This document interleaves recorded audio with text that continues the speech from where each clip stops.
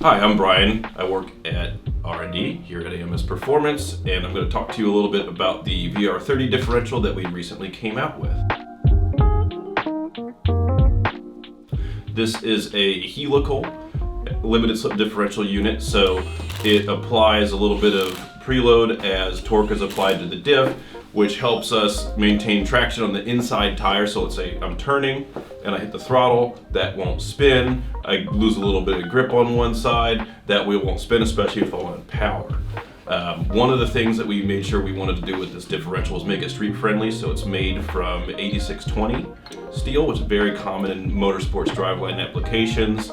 The hardening process is very important. We got it so that it's tough, it's durable, but it's still hard, so it doesn't wear very much. It transmits power very well, holds up to power very well, all while being street friendly. And that to us is one of the more important elements of this differential.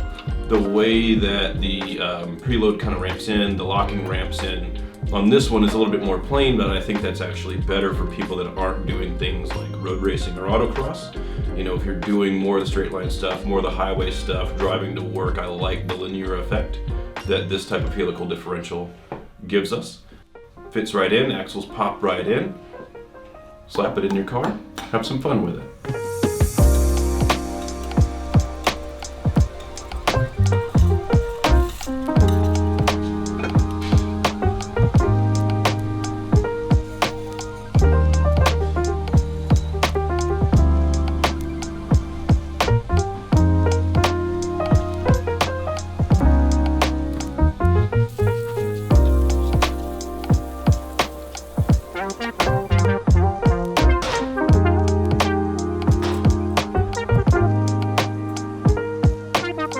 You know, like a lot of cars that do like one wheel burnouts and stuff, it's because like the diff is opening up. So like the LSD can allow it to not slip and keep a wheel open.